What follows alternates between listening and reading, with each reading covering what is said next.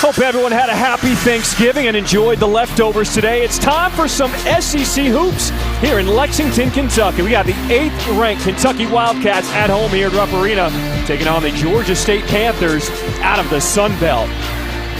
What's up, everybody? Welcome courtside alongside my guy, former Alabama star. He's Richard Hendricks. I'm John Strickland. Kentucky off to a hot start this season, 6-0, and a big part of that because their leading scorer, Otega Oweh, he has been the man early on. Well, Otega Oweh is a true wing player. You're talking about an efficient player who does an outstanding job of having no wasted moments. Strong cuts to the basket, and he can finish with the best of it. When he gets a crease, he's able to put it on the deck and take it all the way to the rim. And when he gets his feet set from outside, he can finish with deep shooting range. He will go and take the Cats as he plays so well. Kentucky comes out with a starting lineup they have used for all 6 previous games this season. They come out wearing the home white. Georgia State Panthers in the road blue. And the Wildcats have won the tip here inside Rupp Arena, which to no one's surprise is a packed house tonight. Throwing it up top and off the mark. Georgia State with the ball, coming the other way with it. You see two contrasting styles. Kentucky's going to look to try to push the tempo. They play a lot of 5-out basketball with a lot of really good man and maul movement. And you're going to see Georgia State try to make sure to pound this one in the paint. 3rd different starting lineup that Georgia State has used this season. They're led by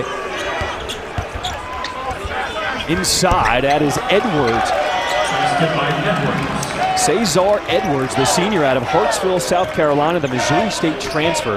One of 10 new players on this Georgia State team this season. And a really good job there by Cesar Edwards. Does a really good job in the low post, taking his time, finding a nice shot over the top. That is Zarik Nutter with the steal for Georgia State.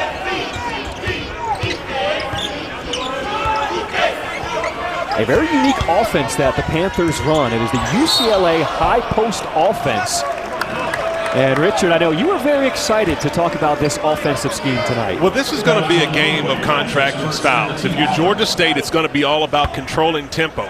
And when you look at the way that they run their offenses, you'll be able to see in this game, they play a way that a lot of people may deem as archaic, but they're going to run the UCLA high post offense, which utilizes 2 players in the low post and a lot of passing. So when you see a lot of offenses that are predicated off the bounce, you'll see a lot of passing from this Georgia State offense to try to get a quality shot at the rim. Now, when you say archaic, how come we don't see this offense much anymore in college basketball? Well, you don't see a lot of this because it takes a lot to teach. It takes time. And obviously nowadays when you look at the college landscape and the transfer portal, players have a lot more freedom because you don't have them for as long. So this is a true system.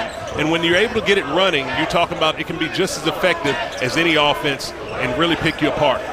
Kentucky, a completely different system. They run the 5-out pro offense. Inside, that's Lamont Butler, the San Diego State transfer. First bucket for the Wildcats. Good drive there by Lamont. You'll see so much poise that Butler plays with as he was able to turn the corner and find it off the glass. Edwards working with his back to the basket. That's good D, challenged by Andrew Carr. But an offensive rebound, and Georgia State off the mark on the second chance. Carr on the floor with it. And eventually he's going to be out of bounds. They're going to say Georgia State basketball. The Georgia State bench is loving it as the physicality has already started early up in the opening tip. Head coach Jonas Hayes, 28 wins in 3 seasons. Now, he was an NIT champion with Xavier when he was the interim coach there back in 2022. We will get into more on that and how that helped shape his career. But he has completely retooled this squad. He has added a lot more size in the offseason. There's a reach-in foul there by Jackson Robinson, the BYU transfer. This is a team that was preseason selected to finish 12th in the Sun Belt Conference. So Jonas Hayes understands how much he has to retool his roster. He's beefed up inside. They're making sure they're going to play a style of brand that's not only going to translate into non-conference, but when they get into Sun Belt play, he really believes that he has a roster that can compete.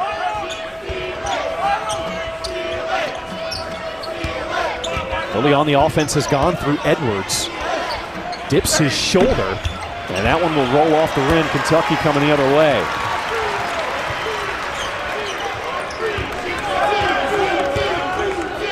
Early action, Robinson. And his runner goes. The only player that has been coached by Mark Pope, Jackson Robinson, who followed him from BYU. There's a really good move right there by Jackson Robinson. Come off that pin down, able to get in the corner, turning the corner, getting a piece of the paint, a soft floater in the middle of the lane.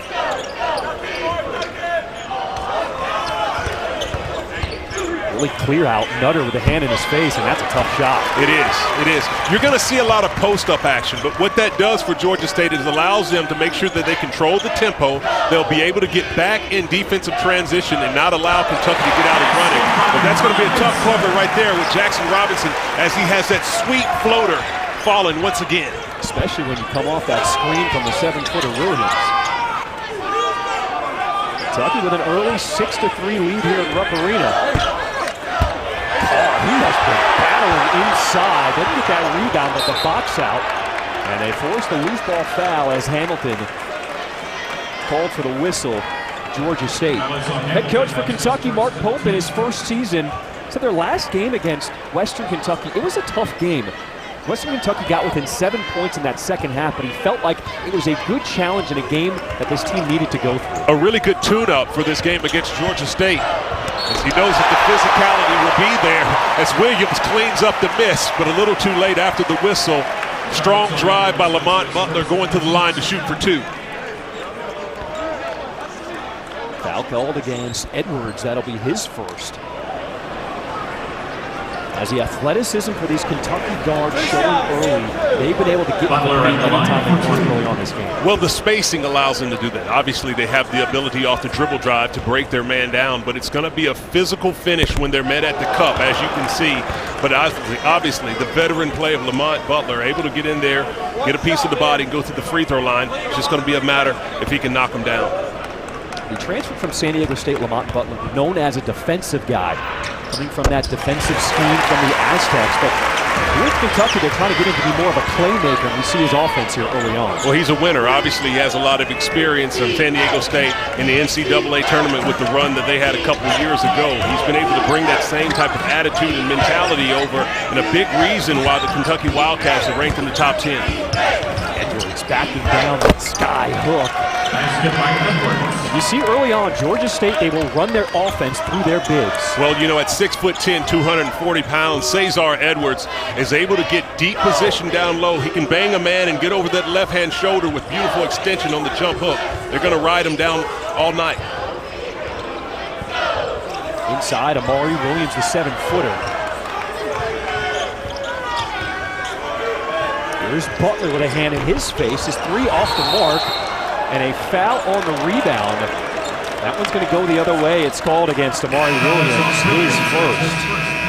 A 2-point game just getting started here at Kentucky. Come on back with us.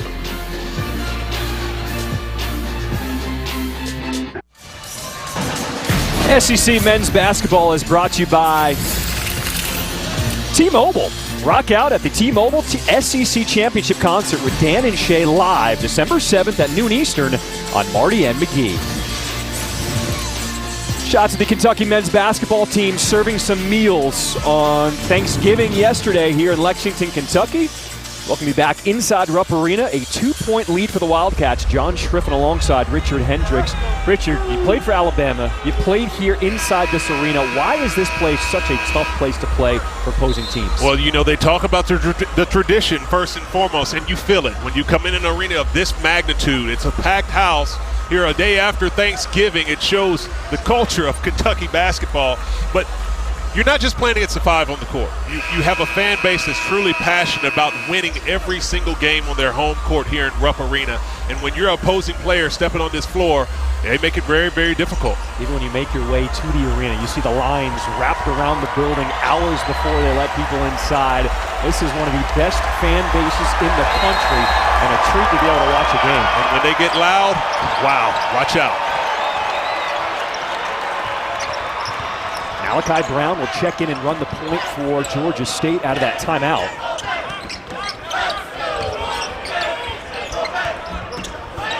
It's going to be important for the guard play of Georgia State to play with a lot of poise as Kentucky will look to try to speed things up coming out of the break. Edwards inside, had it knocked away by Andrew Carr. He's done a lot of the dirty work inside for Kentucky. Well, what he's going to have to do tonight. I mean, Andrew Carr, normally a finesse big who can shoot from the outside, play it with really nice moves in space and create for others. But the point of emphasis is going to be defensively. Can he match the physicality of Edwards down low? Now they let him eat inside, doing it on both ends of the floor.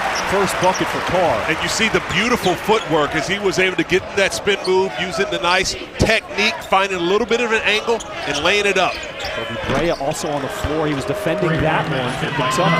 As the three goes, Georgia State only down by 1. Well, this is going to be a game, I think, it's going to have Kentucky picking up the pressure to try to get away from it. They're not going to play a style, the Panthers, Georgia State that is, it's going to let you get out in front of them deep. So it's going to be a matter of how they can control the ball, and the way they're going to play offensively correlates to how they play defense.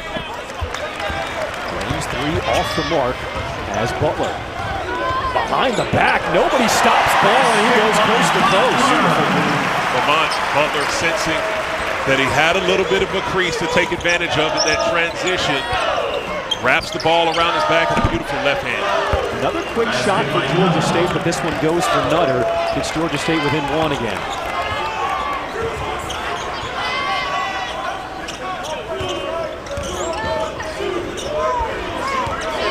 Butler has been the facilitator. We'll find Carr open on the wing. That's a good look for Carr. Has the ability to shoot it from outside. Kentucky will make sure to do to spread you out. Nutter was out of control, and Jackson Robinson with the year on the other end. Beautiful move by Jackson Robinson. Taking his time, changed the tempo as he was able to approach the basket and still able to avoid the shot blocker to finish it.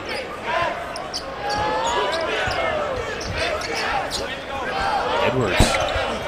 A lot of quick shots out of Georgia State. And we were told from Jonas Hayes, head coach, they wanted to slow down the pace of this game. Well, they will slow down the pace. And as we mentioned, they'll run a lot of the UCLA high post offense principles, but it doesn't mean that's all they will run. As Butler, once again, able to come off that screen roll with a hesitation dribble to freeze the shot blocker, getting it to the cup. This is going to be a key for Kentucky. Lamont Butler reading the situation defensively. They know they might not have as much rim protection back there against Georgia State. He's able to get to the cup at will. Here's Butler with the steal. He's looking for numbers now. He'll find Brea, best shooter in the country. And a long rebound to Carr. This is Almanar from the other wing, and he nails the three. Best time to shoot a three-pointer off an offensive rebound.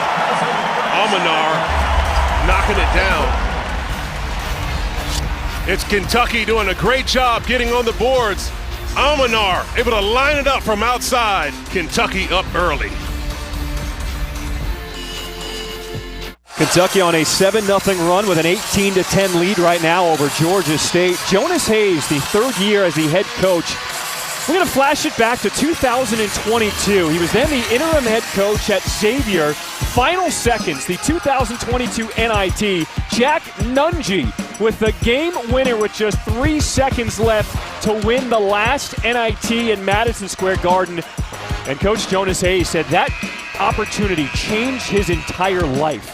He said shifting over from an assistant to that head seat as a head coach and experiencing that for the first time, he said no one can prepare you for that experience. Absolutely, and it shows a little bit about the leadership that Jonas Hayes has, able to slide over and get it done to rally the team, to get ready to finish in that NIT in such a big-time stage with a tremendous feeling of a finish. Outstanding for head coach Jonas Hayes.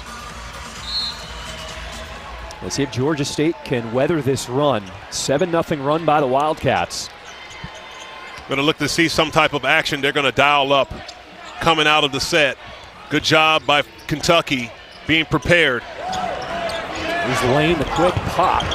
Missing everything as Brown will track down the long rebound. Did not hit the rim. Shot clock's at 8. Kirk Kriisa just checked into the game. He's guarding the ball. Lane out of control, gets it inside to Archer. Shot clock violation. How about that defensive pressure by Kentucky? And that's what you want to see if you're Mark Pope. You're coming out of a timeout. You understand that Georgia State is going to have something dialed up. Your team comes up with a defensive stand, a 24-second shot clock violation. Sorry, 30-second shot clock violation. Get your team going in the right direction. So Kerr Kriisa will now run the point. Started his career at Arizona and West Virginia, and now has transferred here to Kentucky for his final season. Kriisa does an outstanding job of facilitating, creating for others. They left Kriisa, and he says, okay, thank you. Largest lead of the game for Kentucky, now up by 10.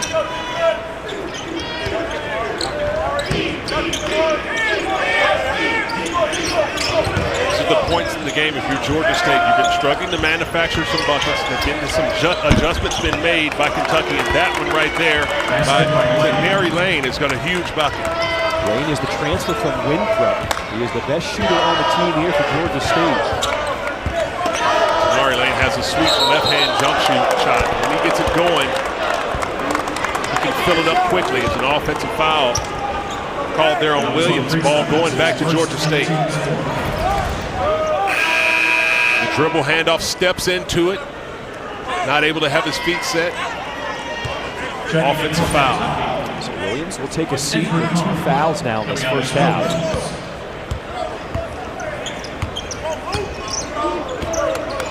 Game, his physicality will be something that's important. Obviously, 2 fouls, Williams have to take a seat, but his rim protection is next level. Brown, free throw jumper, left it short.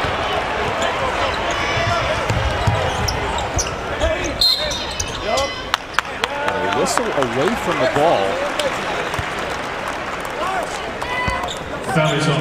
Coming up next, we will take you to the Moody Center for Trey Johnson in Texas, hosting Delaware State. Rodney Terry and the Texas Longhorns playing really good basketball. Started off the season with a loss, but 5 straight wins consecutively. Trey Johnson averaging over 21 points a game. Definitely a star freshman performer. That one rolls off the rim for Carr. But you love to see his physicality early on for Kentucky. Well, he has the ability. I think in a game of today, he has the ability to mix it up inside and outside, get things going as Malachi Brown knocks one down. Quickly the other way, Kentucky with the response as Almanor, another bucket. Malachi Brown is interesting as the transfer from Seton Hall did not play much with the Pirates, but he knew Jonas Hayes from his Atlanta days, and now he gets the point guard role for Georgia State. A lot of newcomers on this roster for Georgia State. If you talk to Jonas Hayes, Colin Chandler running the floor, the freshman from Farmington, Utah. And a beautiful dime by Kriisa, as he was wanting that to be an and one, pleading with the referee. I believe he was right, as Chandler able to finish with the contact. Nutter wanted a call, leaned into it. Officials did not give him the whistle. Colin Chandler getting out running the lane. Kriisa on the money. Hoop, a little bit of bump there. You can see Kriisa, give me the foul. He's had a few other words. But you love that fire, and that's what Kriisa brings, especially at the point guard position. And the way he's able to distribute the basketball, his energy in that. When you're sharing the love, everybody gets a touch. He does an outstanding job when he gets it in transition to kick the ball ahead. He doesn't do too many things off the bounce, but make sure he spreads the ball around. Reaching foul called against Chandler. That'll be his first.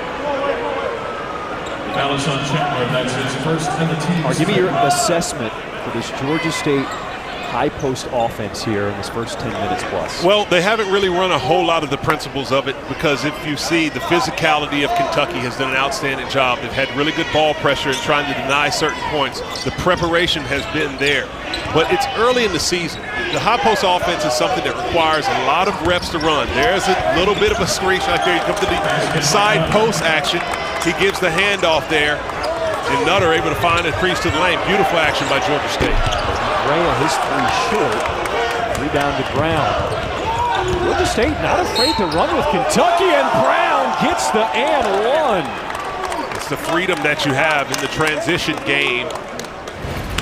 Malachi Brown able to get a full head of steam, getting into the shot blocker with a nice kiss off the glass for the and one opportunity.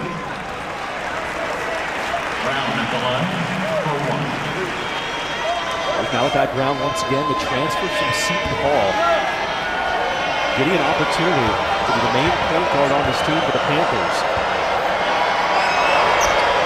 He completes the three-point play as Georgia State hanging around in this first half, now only down 4. Giving them a little spark that they need, and now they will be able to get back into the principles that they want to play in the half-court set.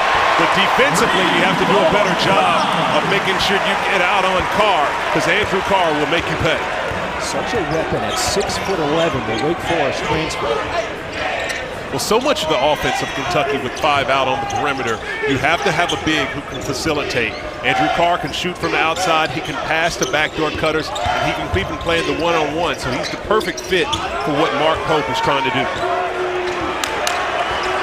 Shouting out the play with pull from deep.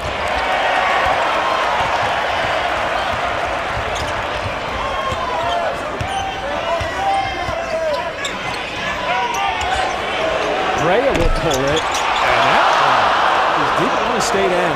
Kobe Brea has 2 clean looks, just not able to knock it down.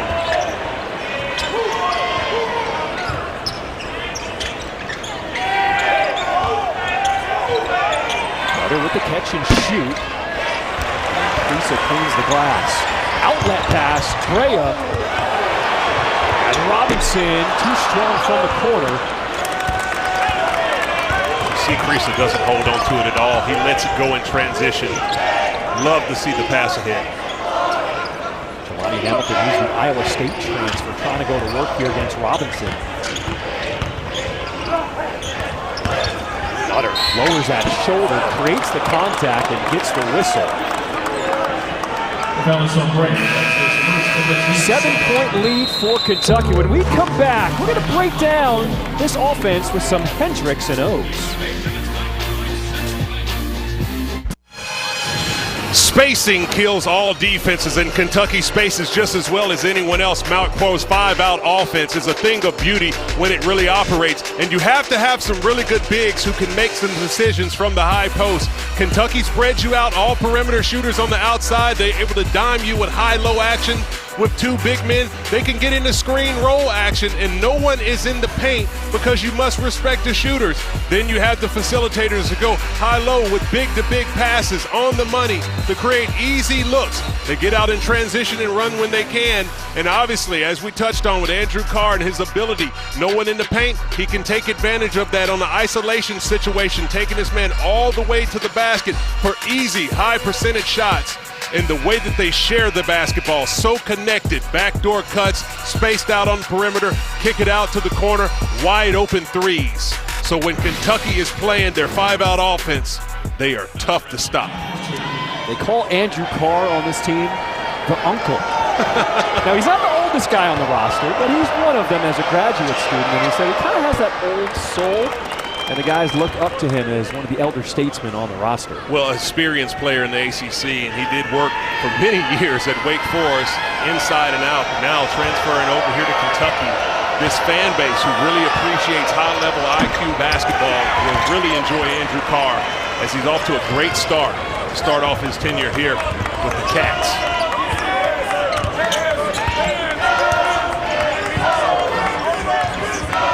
Sets the screen, Butler decides to probe and go himself.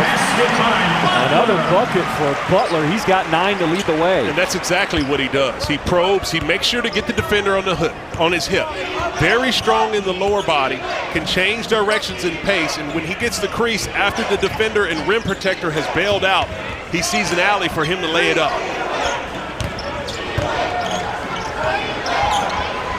Garrett, excuse me, that's Hamilton. Jelani Hamilton got the start for Georgia State. Butler cannot be denied. He's now in double figures with 11. Georgia State's going to have to do a much better job of showing bodies when Butler gets the ball coming off any screen roll action or even any curl. keep him out of the paint. He's getting to the basket way too easy. McMullen had it poked away. Ball tried to save it, but going up is Hamilton again, and he'll be fouled to get to the free throw line. The foul is on Almanor, and that's his first in the Every team's Saturday, Marty McGee and SEC Nation get you ready for football with SEC game previews and the latest news from around the conference. Tomorrow morning, it will be at Bryant-Denny Stadium in Tuscaloosa for the battle. Auburn versus Alabama at 3:30 Eastern on ABC. Marty McGee begins at 9 a.m. Eastern, 8 a.m. Central, followed by a 2-hour SEC Nation. Doesn't get any better or bigger when it comes to college football rivalries than the Iron Bowl. Alabama had an opportunity to make it to the college football playoffs in the SEC championship, dropped one at Oklahoma, but look, Auburn with a big win over Texas A&M. This is a game where you throw the records out the way. It's going to be a big-time showdown in Tuscaloosa. Rivalry weekend in the SEC. The foul is on Hamilton, that's his second in the team's score.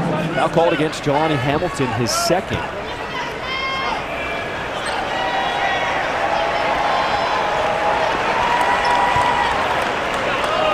Two fouls for Hamilton. Came in earlier, knocked down a three-pointer. Head coach Jonas Hayes says he refers to him as the microwave. Doesn't take him long to get heated up. Malachi Brown coming from behind to get the theft. He's been a spark plug for this team. And 6 minutes to play in this first half. Georgia State down by just 5. Make that 3 as Nutter gets the friendly roll. They're in a good position. This is exactly where Georgia State wants to be. As you can hear the crowd here in Rupp Arena starting to get behind the Cats. Away, jumper, and he would get the whistle. That's a tough one. A savvy move by Otega Oweh. Nutter seemed to disagree with that foul being called. Oweh able to come put it on the deck. That screen roll action, Nutter fighting over. Ooh, marginal contact, but really good job by Otega Oweh, the veteran, selling that one to get to the free throw line. Yeah, he sold it. He sold it. Well, listen, that's part of being a really good player. As your teams start to tighten up their defense, they understand what Otega Oweh can do. He's the lead scorer of this team. He's going to fill it up in bunches. When you find yourself not in the rhythm of the game, you have to figure out a way to get to the free throw line. So it's not just about the physical tools that he has to be able to cut and slash and get to the paint. You have to be able to use the brain and have the cerebral approach to get some easy buckets. That's something Mark Pope said they've been working on with him. Working on his pace as he missed 2 from the free throw line. Georgia State can tie this game with a 3 here on this possession. From Georgia State, I want a long offensive set. You want to continue to take the air out the ball and try to execute against the defense. Get a long shot at the end of the shot clock. Edwards, Nutter decides to take it himself, and a late whistle as Nutter goes to the deck. The crowd did not like it. The foul is on Brown, that's his second in the team's score. Crowd may not have liked it. It might have been the correct call, as Nutter was just called for a foul on the other side with marginal contact. This time, Nutter able to put the ball with a hesitating dribble. Yeah, easy foul call there on Kobe Bryant. With a swipe across the top. So for Bryant, that's his second foul, replaced by Creason.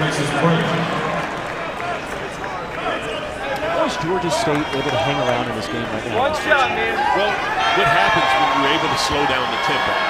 If you're Kentucky, you get a little bit antsy. You want to play at a high pace. It's a team that can score in bunches and fill up the stat sheet. But it's hard to find a rhythm when you have so much balanced scoring. And at the same time, it's been done at the defensive end. They've been able to make some adjustments, get some rebounds, get the fouls into their favor. And they've been able to knock down some shots. Ansley Almanor, another 3. As Kentucky back up by 5, under 5 minutes to play in this first half. Almanor extremely efficient in this game.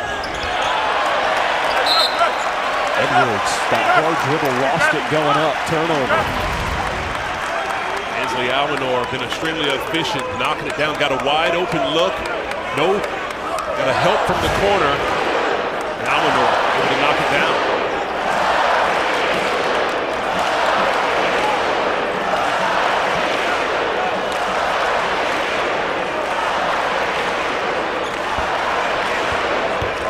Massive crowd crowd here at Rupp Arena chanting "Go Big Blue," trying to root on the Wildcats to close out this first half.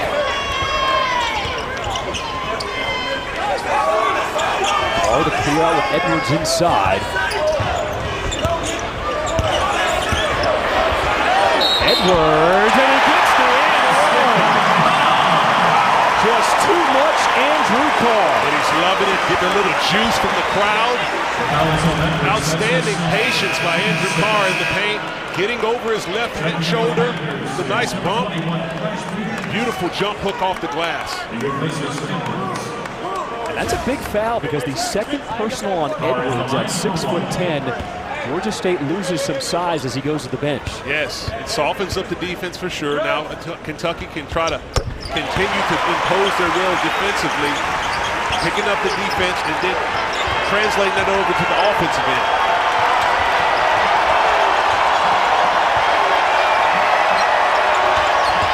Nutter driving baseline, stopped there, good D by Ole.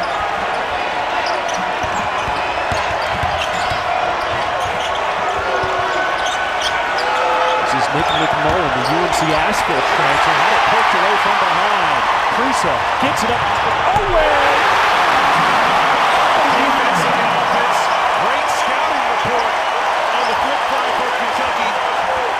Knowing that McMullen is a left-handed driver, sent him towards the middle, created the turnover, and that led to the lookout for the easy layup. Offensive foul. McMullen is screened, and Kriisa is loving it. 8-0 run by Kentucky. Exactly what Kentucky needed, turning the defense into offense. Kriisa pushing it, and Otega Oweh doing the rest.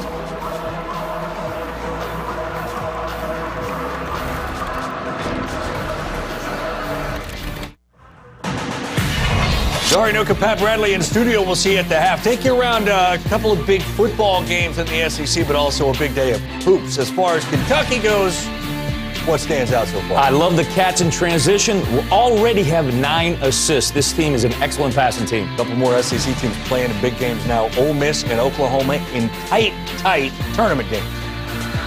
All right, welcome back here inside Rupp Arena alongside Richard Hendricks. I'm John Schriffen. When we spoke to Mark Pope today at Shoot-Around, he said this is a good test for his team because Georgia State, very distinctive with what they do offensively. So he said, when we watch them, all their pieces play a distinctive role.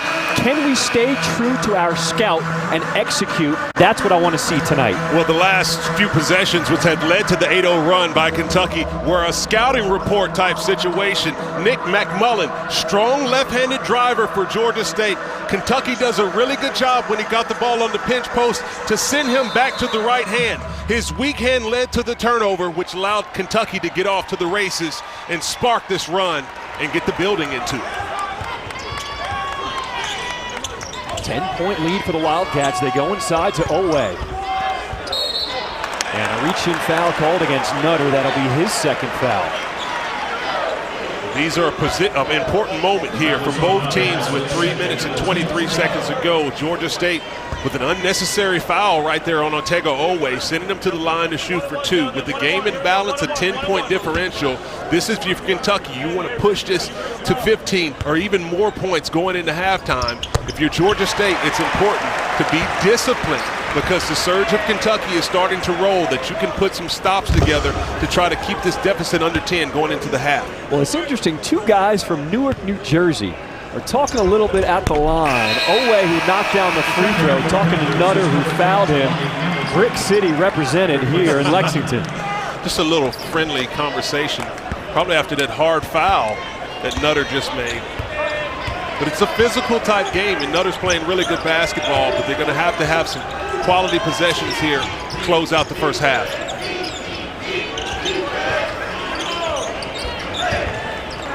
Brown has done a nice job for Georgia State running the point in this first half.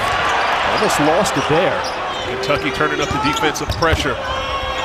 McMullen gets to his left. And that one will get off Peters, Kentucky ball. Good job by McMullen coming back to a strong hand, not able to find the bottom of the cup. Kentucky with an opportunity to try to run a long offensive set, get a quality look. Colmenar's had the hot hand. A battle inside, and they're going to say that's off of Owe. It's a close one there, too. It seemed that both were battling for that ball. A possession to Georgia State. Our officials tonight, Cody Burdett, Rob Rourke, and Chris Ford.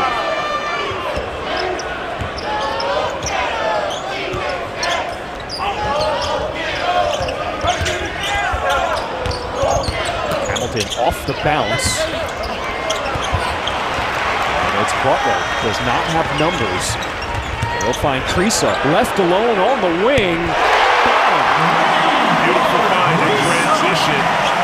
Poor defensive transition by Georgia State, not matching up, coming back to the defensive end, and Kriisa making them pay. Largest lead of the game for Kentucky. Hamilton, and he'll be fouled shooting a three. And he'll get to the free throw line. That's his second and the team's 10th. Foul called against Owe, that is his second.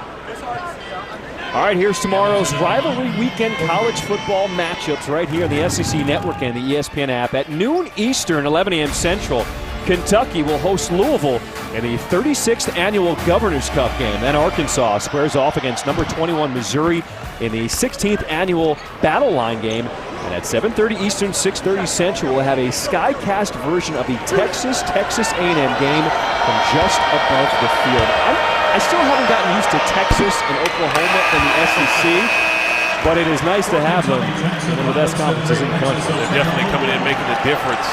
And already a tough league, but you talk about every single weekend. It doesn't get easy in the SEC. Butler is fouled. Savvy move by Lamont Butler as he was able to feel a little bit of the trip, selling it, getting to the free throw line. Not only was it a silly foul, it's the third foul on Hamilton. Just over 2 minutes to play in this first half. The foul trouble is going to start to pay a big difference for Georgia State. As I mentioned, the under 4 moments that you have in the first half is so critical. You're right there in striking distance. You have to continue to hold serve into halftime. Kentucky able to run it up, and now even more so as your bench is starting to be weakened with foul trouble. Kentucky only shooting 50% from the free throw line in this first half. Butler racing up ahead, and a hard foul given up by Clash Peters. As Butler is helped off the deck. Wow. Tough fall by Lamont. Shows a little bit of his toughness as he's able to get up and shake it off. Attacking after the turnover. Takes the hit in the chest and a hard fall.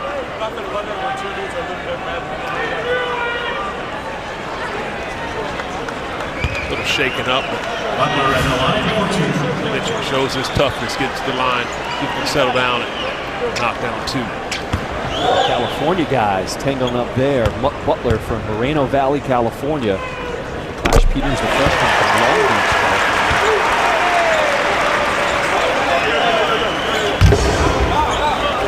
How about this first half by Butler? Leading all scorers now with 12 points. One shot, gentlemen, one. But he got him going early. A beautiful drive and the hesitation, getting to the cup, finding easy baskets, taking advantage of the lack of rim protection by Georgia State. Now he's able to draw the fouls and get to the free throw line.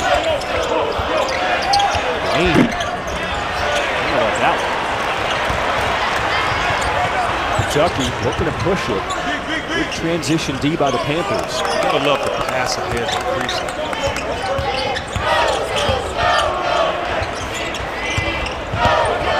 Hard banging, did not see the help D coming from McMullen. McMullen continues to go through Kriisa, and an offensive foul. Kriisa says, yeah, buddy. Big man a little bit out of control as he did a beautiful job getting the steal, but tried to take advantage too much. Kriisa taking it right in the chest, recognizing that he had a big handling in traffic. Offensive foul. every good team has a Kirk Kriisa, a guy who just loves giving up his body and loves taking contact. Well, you can tell he's an unselfish player. He shares the ball, passes it ahead, likes to get others involved, puts his body on the line with really good screens. What a pass from Carr as Jackson Robinson throws it down.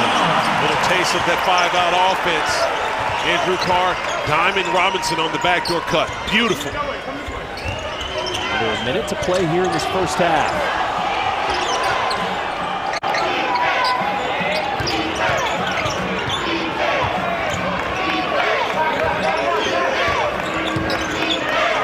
Shot clock at 5, the deep one, and it goes for the big man, McMullen.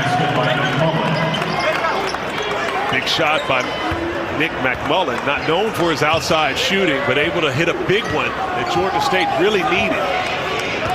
He's a guy who's been to the big dance with Murray State and UNC Asheville. He's trying to take Georgia State here in his senior season.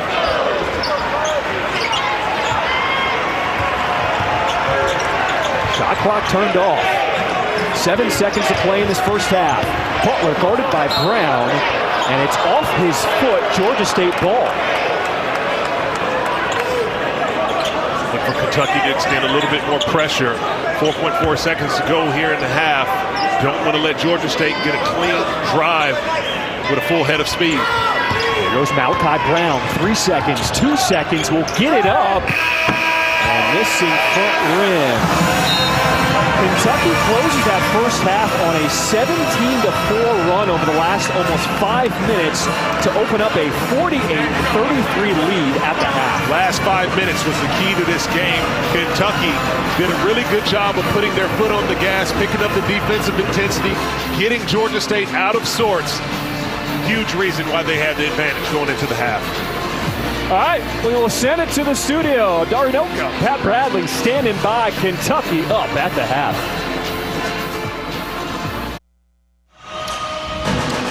Hope everyone had a happy Thanksgiving and enjoying some holiday hoops here at Triangle Park here in Lexington, Kentucky.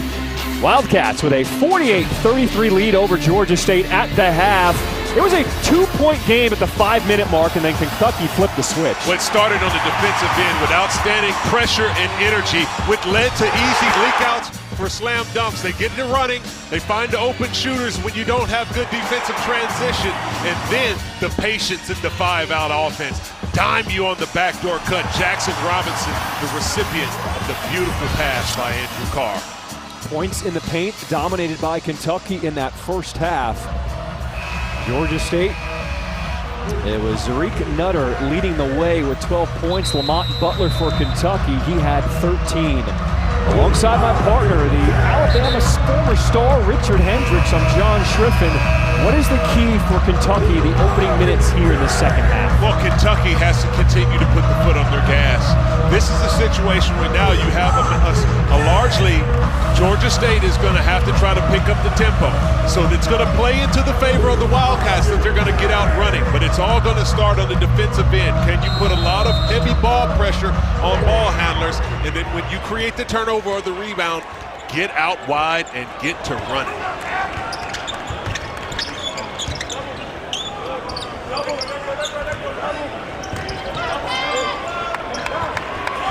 They go to the big man in McMullen.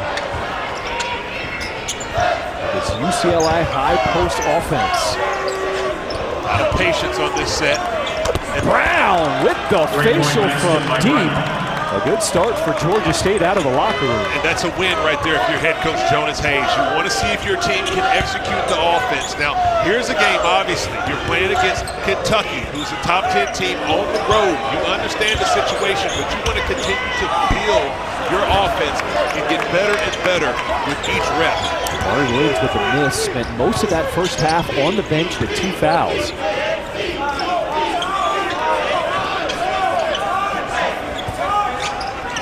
Their guard cut set. So many options they can run if they're patient. Kentucky has to keep the discipline. Nutter had that one blocked by Carr. Great rotation by Andrew Carr coming up with the rejection. Away, and that one slid McMullen, and the follow slam is good by Williams, plus the foul. Good things happen when you hustle. Amari Williams running the floor. Johnny on the spot for the rebound and putback slam. The rotation over. Andrew Carr fighting off the block, rejecting that with his left hand. Outlet pass ahead.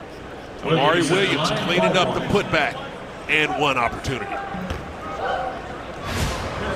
So for Williams, that was his first bucket of the game. Working on that shot, and he makes the free throw to complete the three-point play. Well, right now at this phase in his development, he's more of a defensive enforcer, outstanding leaper with great timing, and can reject so many things at the rim. Deep three, and that one goes Cesar Edwards. Cesar Edwards is knocking down shots from outside. This is going to give another element of what Georgia State can do within their offense. Georgia State with 2 threes to open this second half. And a quick one there.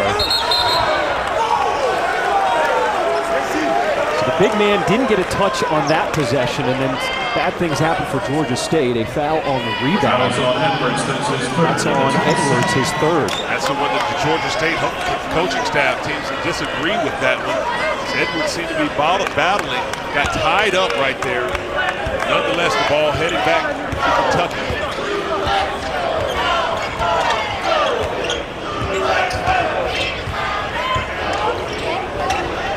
Robinson off the curl. Beautiful action right there. Robinson so efficient with his movements. Comes off that curl, the pin down action. Rising right up over the top. Soft jumper in the mid-range.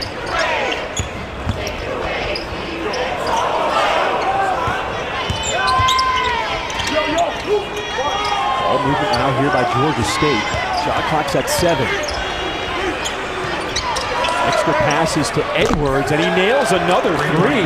The big man stepping out his second three this half. That's a big shot. Kentucky was doing an outstanding job of being on a string defensively, keeping the ball out the paint with Edwards. Lining went up. Keeping that dribble alive. And Oweh swooping through the lane for 2. Up and under. Otega Oweh, outstanding. His drives to the basket are so efficient. He's a very decisive player. When he gets the ball, he knows exactly what he wants to do with it. 1 or 2 bounces, gets all the way to the cup. He's always so in control. As McMullen on the deck, a whistle. See Edwards getting it on the kick out, line it up again, knocking down 2 threes here in the second half. Otega Oweh up and under the shot blocker. Beautiful finish. You know, when you see so many players nowadays play the game, they love to pound the basketball, dribble so many times in each possession. It's very refreshing to see young players able to make sure to be efficient, getting to the basket and limiting dribbles. That last foul called against Williams. That is his third as he's now guarding the ball. McMullen goes right into him. And Georgia State wanted a whistle there. A lot of contact. Robinson from deep. A good board skying up is 6'1" Brown. This game has started to tilt a little bit back to Georgia State. Not in love with that possession right there. We want to get a better look. How about the ups from Brown? Wow. We use tomorrow out there at free safety. Lane knocks down the 3 as the Panthers go on a run. It's a 10-point game. Brown making a difference defensively. Tracking down that ball, picking it off like a free safety. Kicking it ahead with a beautiful 3-pointer. Robinson knifing through the lane, gets 2 more. Gotta love the poise of Jackson Robinson. Takes his time on the dribble, gets a defender on his hip, changes pace, finds his way all the way to the basket. Nutter finds himself all alone. Basket by Nutter. Amari Williams with 3 fouls, not wanting to try to contest any shots to pick up that 4th. Away. Goes reverse plus the foul.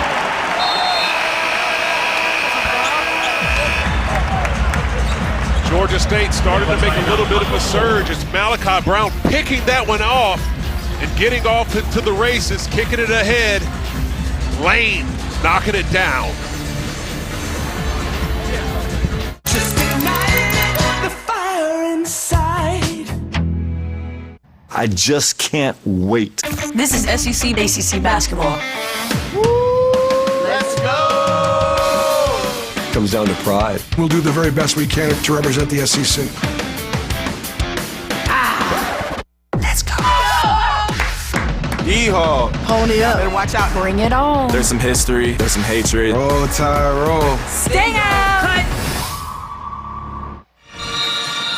Let's go. The SEC ACC Challenge. It all goes down on Tuesday and Wednesday of next week, featuring 11 of the top 25 teams in the country. You can see it across the ESPN family of networks. I will be in Oklahoma for Georgia Tech at Oklahoma. How about you? Notre Dame and Georgia in Athens. Should be a really good showdown. Okay. How about all the teams in the top 25 in the SEC ACC Men's Challenge presented by Continental Tire? A lot of teams going down this week in Feast Week. If you have a number next to your name, watch out. We have seen some upsets. Thinking about UConn going 0-3 in Maui. Listen, some of these teams come in as underdogs, and as you mentioned, in Feast Week, they've been hungry.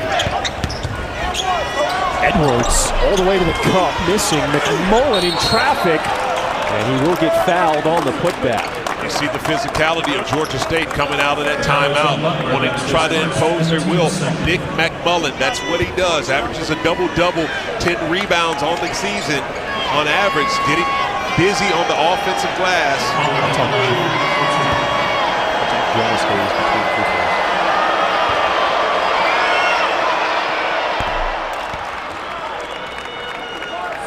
Here's Jonas Hayes, and he told us, he said, with all the transfers, 10 total new players for the Georgia State team, it takes a while to learn this offense. But he felt like their last game on Wednesday in a win, a close one against Tulsa, they started to put things together collectively. Well, I would compare a UCLA high post offense, something like football, a triple option, or a wishbone, where you have so many reads that you have to have a quarterback, which would be your point guard, who can take advantage of every situation. All of the players have to be connected, and they have to understand what each other is doing. And this is something that head coach Jonas Hayes truly believes in, and he's getting his team to buy in. In the Tulsa game, so many of the elements within the concepts of the offense, they were able to execute with success. So the team is starting to buy in, and as the season goes on and they get into the Sun Belt, I expect it to be effective. Panthers can cut it to single digits with this possession. They got back in this game with a 3-ball, 4 of 5 from deep to start this second half. Jonas Hayes, he won another whistle there for his guy. So when you're trying to be physical, obviously it's a situation that the other team has to guard you with the physicality that you play with. It's been a physical game inside. Third opportunity for Kentucky. That one couldn't fall for Butler, for Robinson.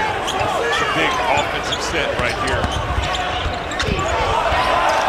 Winning the contact is Nutter. And it's an 8-point game. Tariq Nutter. Coach Hayes refers to him as a pit bull. And you see the strength that he's able to put his head down, get to the cup. Butler off the mark, and Kentucky one and done. Georgia State, they are up on their feet on the bench.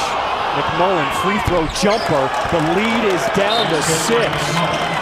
And a timeout Kentucky as Martin Pope wants to talk things over.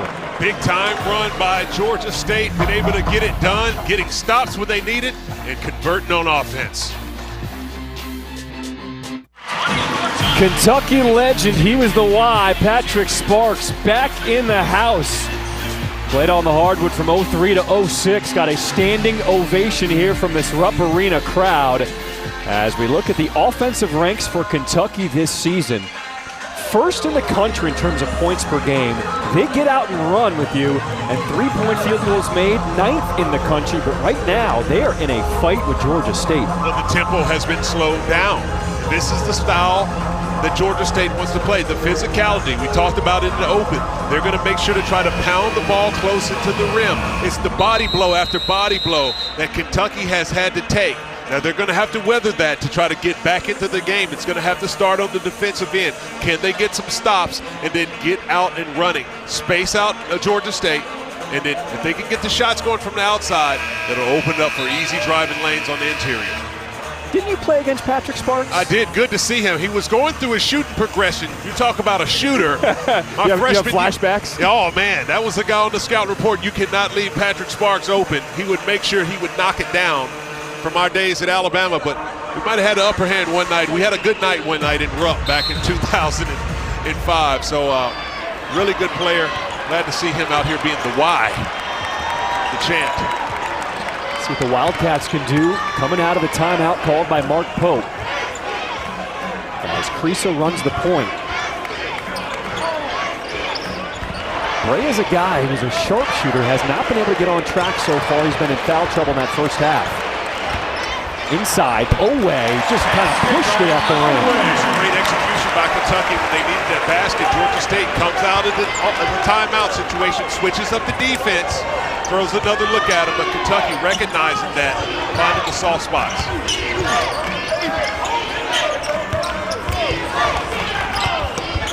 Good hands there by Williams, pokes it away. Lane's got to improve the passing angle when he's trying to throw it into the duck end. Too long to throw a bounce pass. That is going to be and coming from behind is Oweh, and now we've got some pushing and shoving, and it looks like somebody's been ejected here. Williams got pushed by Clash Peters. Oweh came from behind and retaliated on Peters. We had some jawing, some pushing, and the officials are going to now decide this one. Another person just got tossed. What is going on here at Rupp?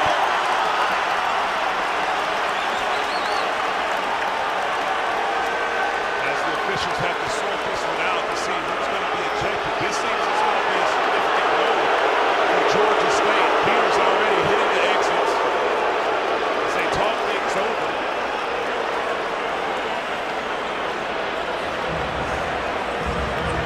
Stood out through all that. The graduate student, Amari Williams, was the one who had the most cool, and he was the guy who got decked first to the floor. He did. Obviously a deep post position. Peters getting a little too physical. The exception. Spade. All right, Richard, walk me through this. Unnecessary right there by Peters. Clearly not a basketball type play and the correct foul. Brea coming in from the backside, push down. Previous play, a flagrant foul is under review.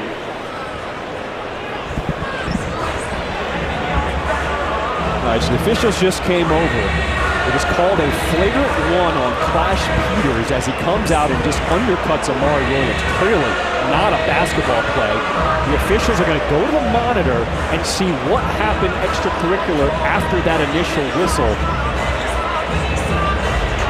Definitely an unnecessary move. Another ejection as they have to sort that one out, as we'll see who else from the Georgia State side was sent to the locker room. We knew things were getting physical. It has been that way from the opening tip.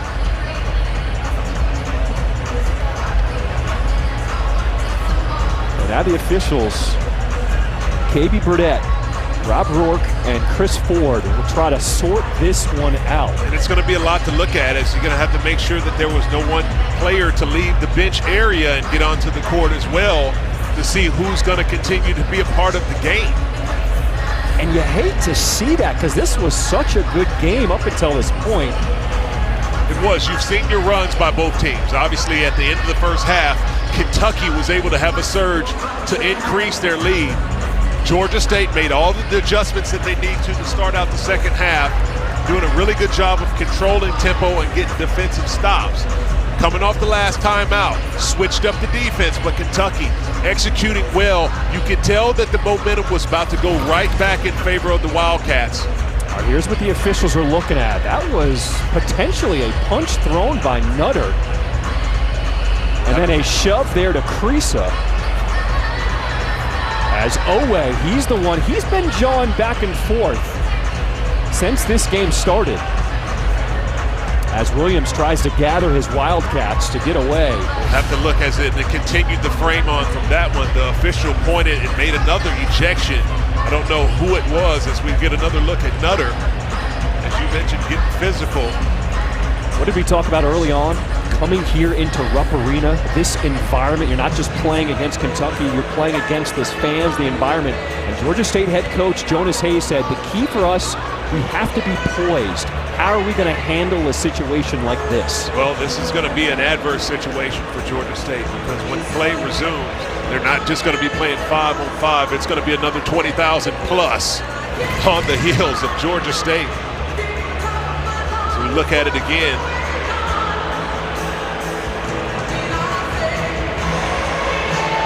You know, one thing that you always know in situations where you have a mix-up between teams, the unwritten rule is always get your guy. When there's a fight that takes place, you want to grab your teammates. And you can see Amari Williams, that's what he's doing. Guys back. Yep. This is what you do anytime you have some type of on-court physical dispute. Get your players, because any other situation when you're grabbing another team's player as a coach or a player, it could potentially lead to even more of an issue.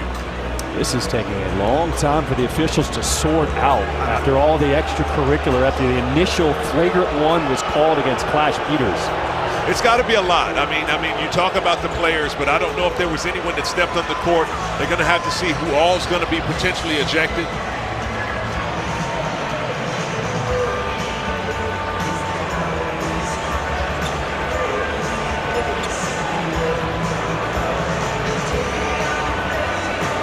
A new rule that was passed here in the SEC men's basketball this season that the refs will go to the microphone when there's a big call and explain it to the entire arena. Well, the challenging thing for the coaching staffs in this moment is what do you do when you come up from this reset about implementing actions in the game? You don't know who you're going to have on your roster.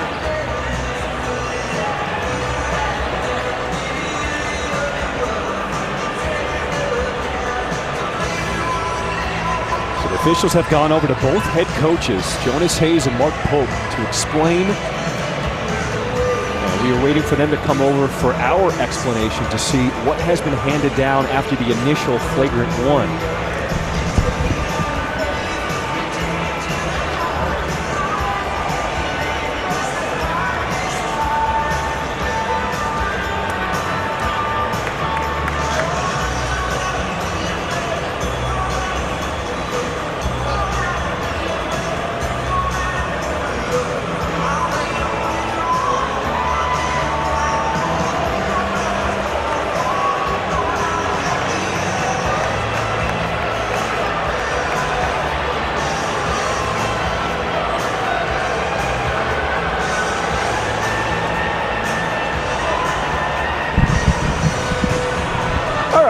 We got an explanation.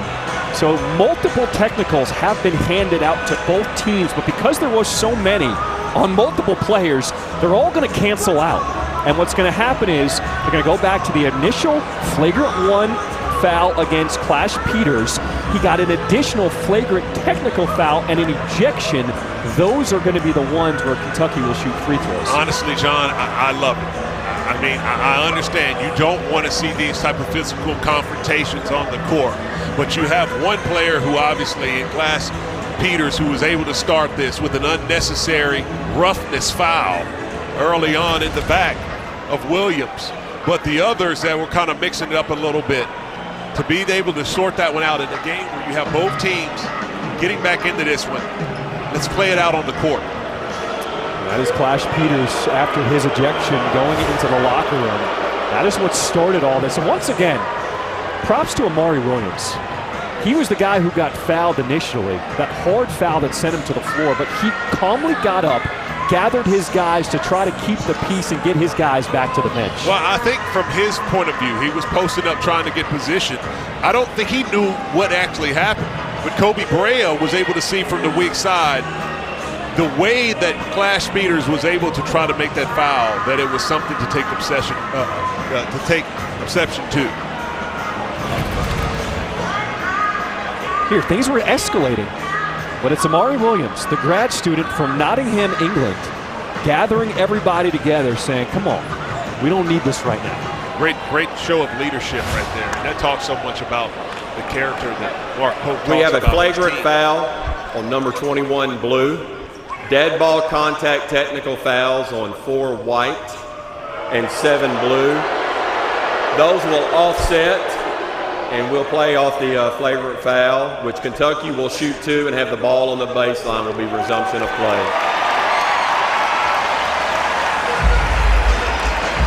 Crowd seeming to be pleased with the verdict. Kentucky getting a couple free throws and playing on. No further ejections outside of Peters. You ever been in a situation like this? How do you rally your team if you're Kentucky?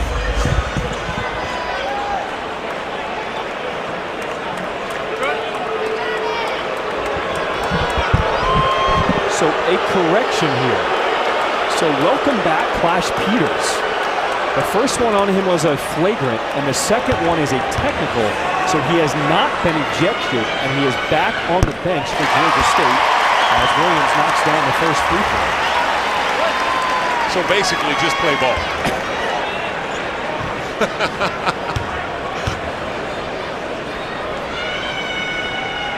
Playground altercation.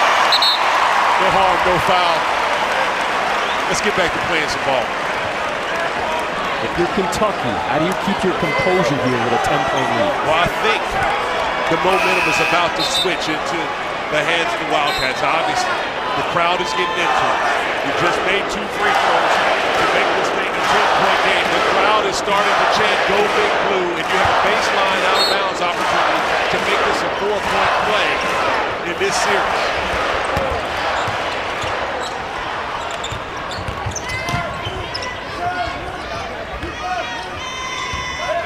Inside they go to the 7-footer Williams, trying to spin baseline, and he'll be held by McMillan. The foul is on McMillan. That's his second and the team's second. Amari Williams going to that low post and a quick spin on the baseline. Forearm a little too much there by Nick McMillan.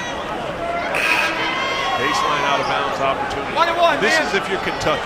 You want to make sure, they're going to line this one up to get ready to shoot.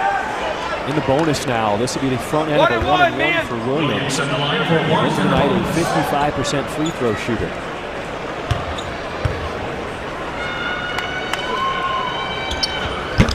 Makes the first. One shot, man.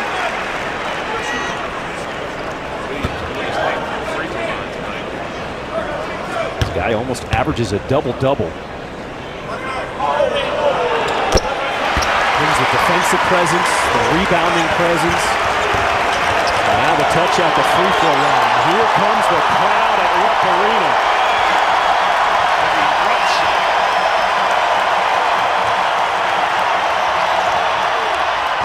The silencer, Jelani Hamilton with a 3.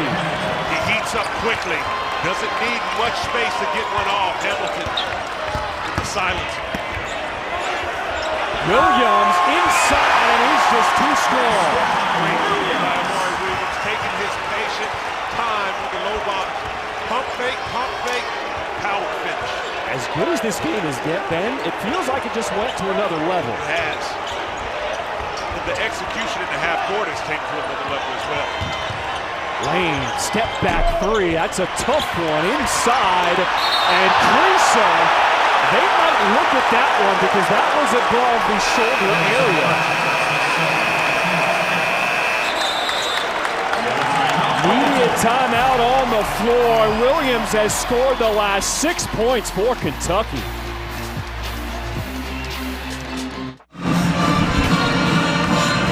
Welcome back. Coming up next, we'll take you to the Moody Center for Trey Johnson and the Texas Longhorns hosting Delaware State right here on the SEC Network.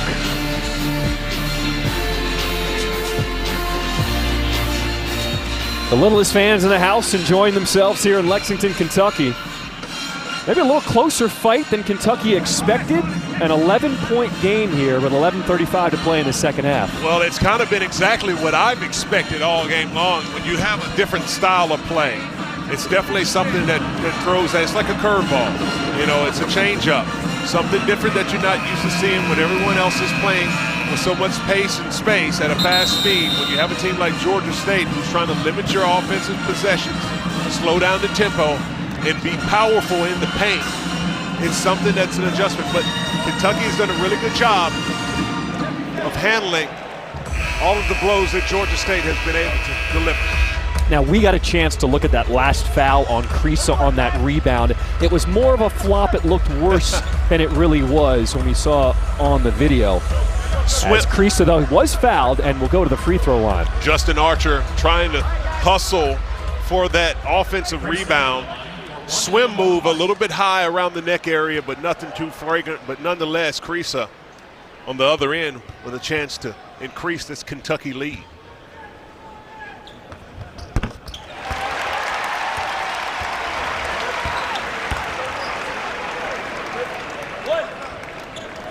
Kentucky got a test in their last game against Western Kentucky.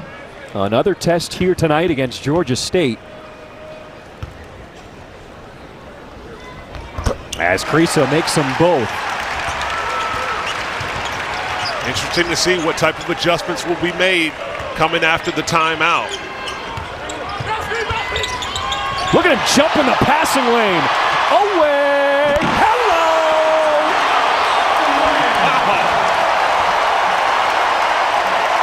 Otega Owe taking off.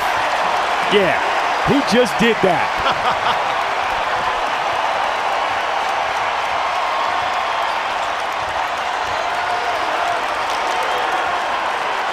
That'll ignite the crowd. Brown gets all the way to the cup. How good has he been tonight? Malachi Brown out of Buford, Georgia. Tremendous move right there. Savvy. Turning the corner and flipping it up with the inside hand. Top, and Williams throws it down. Now the offense is starting to click. Getting to that screen roll. Williams, the alley-oop threat. Throw that thing right at the square. He's able to go get it. A 14-5 run by Kentucky sends the little dust up. Owe and Williams get a breather as the crowd appreciates their effort tonight. Williams, ever since the intentional foul, flagrant foul, taking his game to another level and increasing the lead. McMullen had that one stripped away. Good hands there by Carr. Into the corner, Butler, three ball, and Almanor keeps it alive. Brea!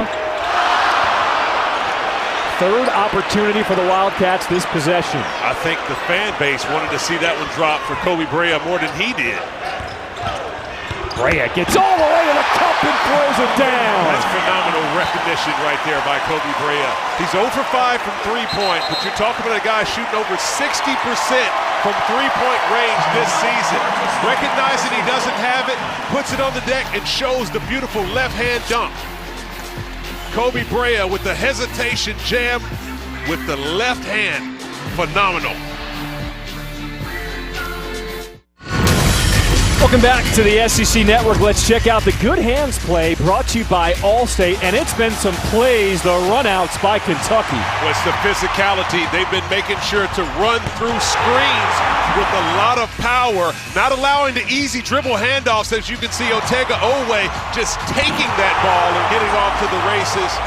As we've mentioned, so much versatility and power, size and speed all around the court for these Kentucky Wildcats. It's just been a matter of when they were going to turn it on to the next level, and they've just done so in this last surge. Since the flagrant foul and all the texts were handed out, Kentucky 18-8 run. Well, the response was made. Obviously, you have a little bit of a challenge. Georgia State challenged the physicality of Kentucky.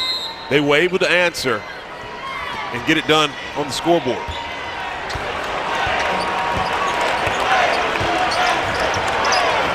Look for some high post sets coming out of this break.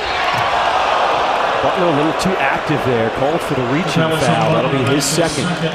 That's a tough one if you're Lamont Butler, because the physicality and base that he plays with, that's a savvy move. He used that inside arm to trying to hook him and keep him away. Use his right arm to the extension to get that steal. That's something that you'll see him get away with often, with the refs right on top of that one. Veteran move. 16th foul, the next one against Kentucky will send Georgia State into the bonus. Inside on the block, McMullen too strong. Another rebound for Carr. McMullen, the lefty, have to develop something going over your left shoulder with your right hand to have a counter. Butler, how about that change of direction? Knifing to the basket once again, able to get the defender on his hip. He has a strength about him with the poise that he plays with that is deceptive. And you can see when he's driving to the lane, defenders are holding on for life. Nutter gets the scoop shot plus the foul, as he has been the go-to offense for Georgia State. He's got 18. All right, every Saturday, Marty McGee and SEC Nation will get you ready for football with SEC game previews and the latest news from around the conference. Tomorrow morning, they got the big one. They'll be at Bryant-Denny Stadium in Tuscaloosa for Auburn, Alabama at 3:30 Eastern on ABC. Marty McGee begins at 9 a.m. Eastern, 8 a.m. Central, followed by a 2-hour SEC Nation. So last foul called against Kobe Brea, his fourth, and on the rebound, they're going to call that one on McMullen. Foul is on McMullen. That's his third. That'll be his third.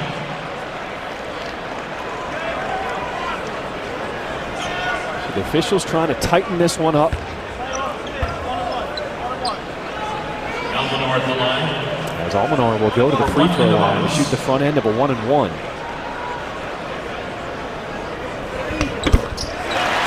The senior from Spring Valley, New York, transferred from Fairleigh Dickinson, and he has provided the outside touch for Kentucky tonight.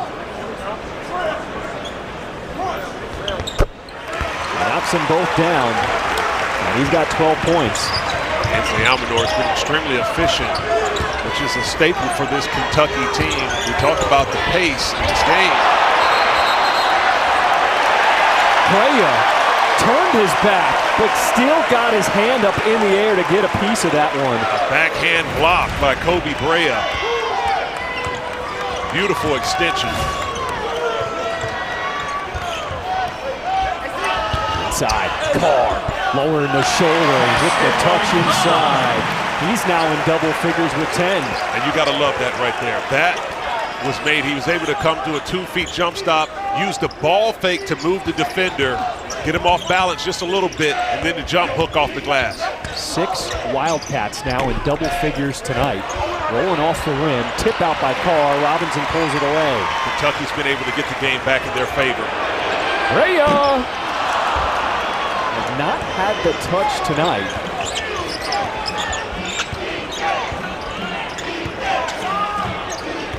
You can kind of chalk that up to the law of averages. Anyone who's shooting 70% from 3, it's a matter of time that you might have a drought, but at the same time, a phenomenal shooter.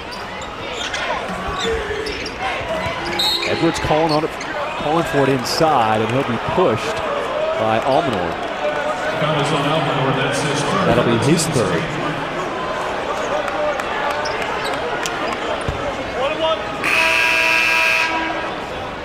Touched a little bit on Brea, not able to knock him down from the outside. You're a really good shooter. One of your best skill sets and tools to utilize is your shot fake. Everyone's going to run at you on the line. They know that you can knock it down. Use your shot fake. You have the size and the ability to drive. You get an easy 2.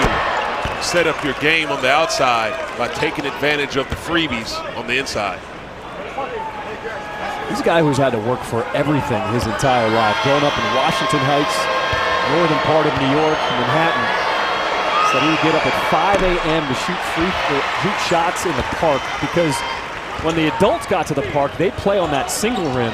He said the kids, we had to play on the double rim and shoot, so it's obviously a lot tougher. I had to get out there extra early to get the single rim in the park. Listen, that's a beautiful story, and that's what you need more of. I mean, unfortunately, you don't have those situations of guys who are playing pickup ball now growing up. You see a lot of players who are playing with trainers, individuals, a ball-dominant drill settings. But when you can learn from the scarcity of not having, you can only improve quicker, and you learn from the older guys, and you can see it in his game. Never called for it. Instead, it's Edwards. Dipping his shoulder, the sky hook. That's a pretty move. That power shoulder was able to get his balance and reset things, get a power jump up over the top with the jump hook. Kentucky's lead cut to 20. Here's Brea. Shooters keep shooting. Nothing but nylon. Brea said, forget that pump fight, that shot fake. I'm going to let it fly. And the fans are loving it.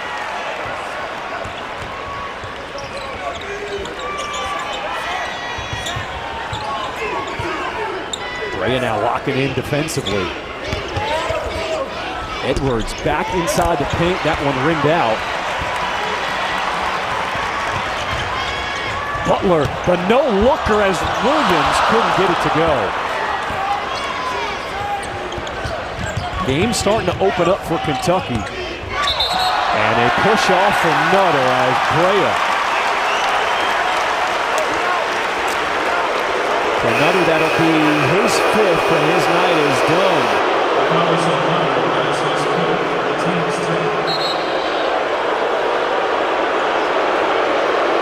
Foul on the crowd, letting Flash Peters know as he checks back into the game.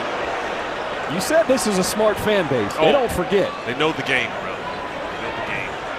And speaking of the game, that first half, under 5 minutes for Georgia State. That was a moment where they did not execute. They had this game in a 2-point differential with around 5 minutes to go, and you saw what Kentucky was able to do going into halftime. If I'm head coach Jonas Hayes.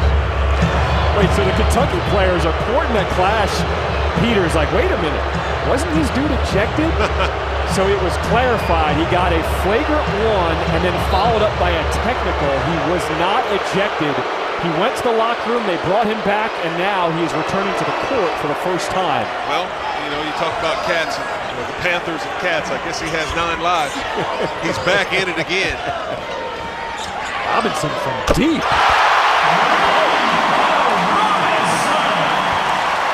Wow, big time shot by Jackson Robinson.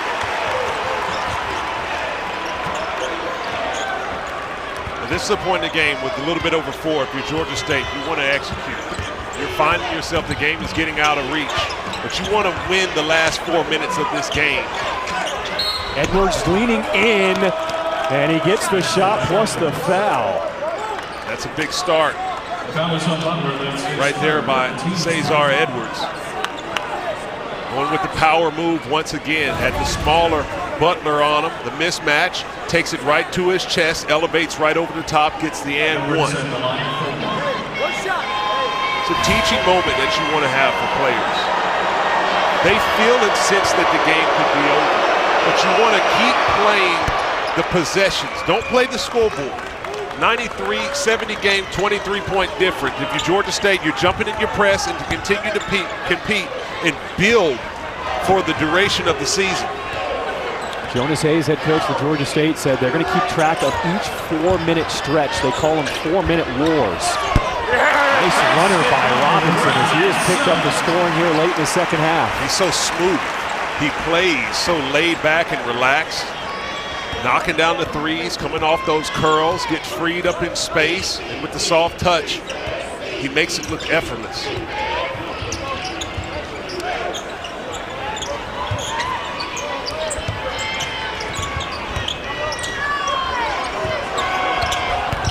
Brown had it poked away by Butler. There's that effort you've been talking about.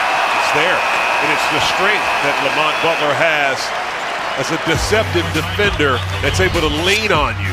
But when you can lean on the outside shooting of Kobe Brea, this is something that Kentucky needs a lot of, and Jackson Robinson joining in on the fun.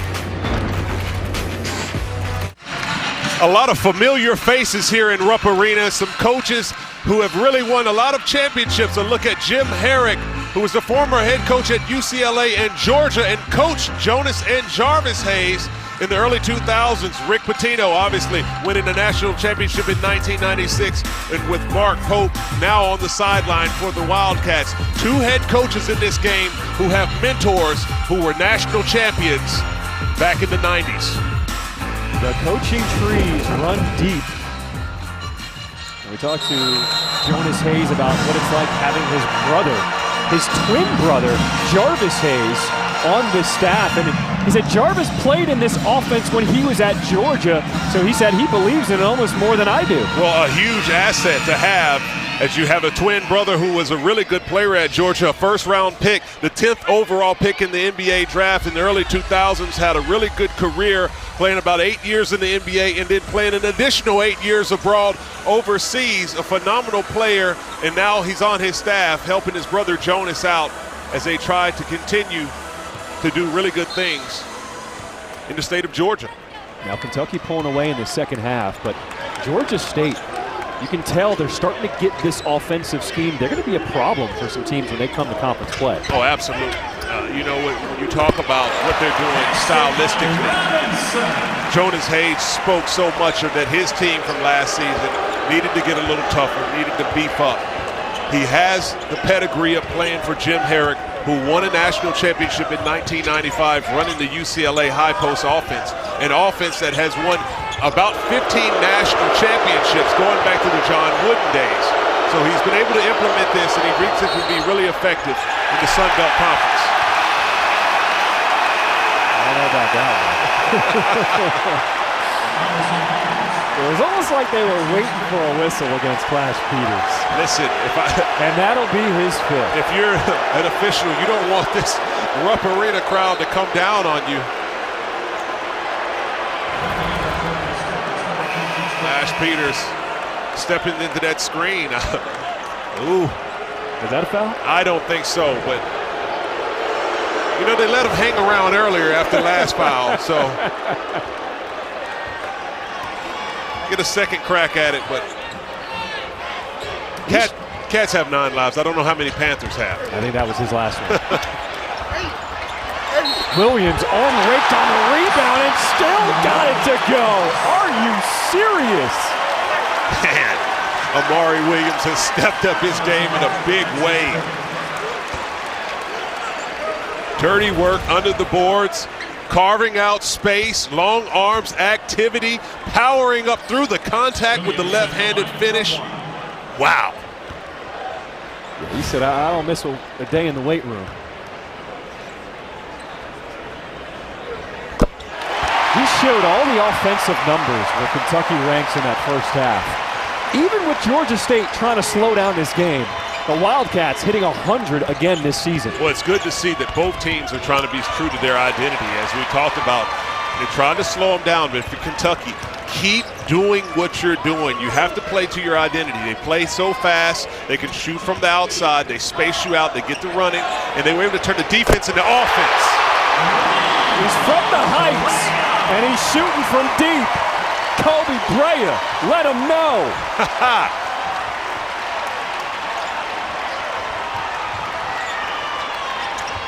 Fourth time in 7 games that Kentucky has hit 100 points this season. And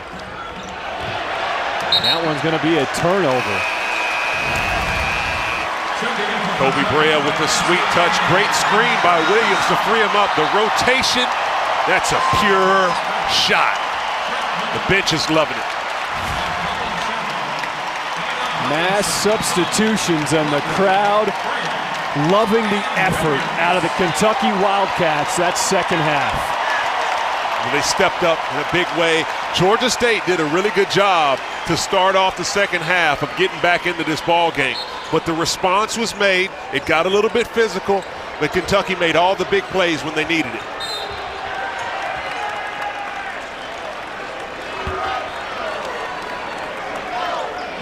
A lot of ranked teams got tested this week for Feast Week. Another test here for Kentucky tonight, even though the final score won't show it. What did you learn about this Kentucky team and how they responded? It was a 2-point game with 5 minutes to play in that first half. Well, obviously, this is a program that has high expectations. They've had some signature wins early on, but you want to make sure you get wins against teams that play different styles of basketball. So you can see that they've been tested. You talk about what they had to do earlier in the week against Western Kentucky in another slugfest. Georgia State comes in and tries to play power ball once again. So if you're part of this staff, this is delightful to see that this team can play multiple ways, be really good defensively and disciplined, and come up with quality wins. Foul called against Colin Chandler, the freshman with the push-off.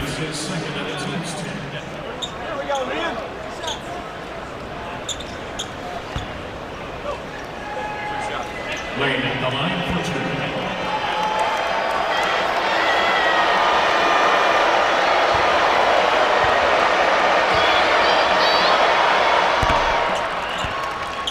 Here's tomorrow's rivalry weekend college football matchups right here on the SEC Network and the ESPN app. At noon Eastern, 11 a.m. Central, Kentucky hosts Louisville in the 36th annual Governor's Cup game. Arkansas squares off against number 21 Missouri. And Texas A&M to cap off the night. Big-time implications for that Texas A&M game to see who can compete against Georgia in the SEC championship game. Can the Aggies play spoiler? Ooh.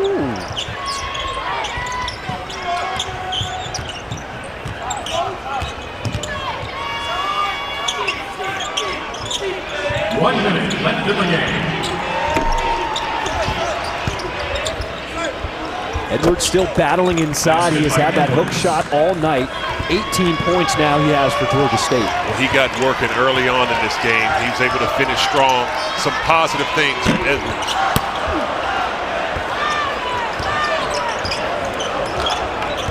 Final minute of play here in Lexington, Kentucky.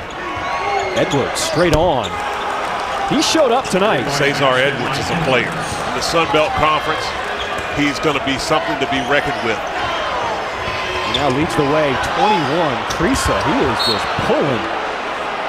Looking for a whistle, but when you're up by this much, you might not get him late with under 25 seconds.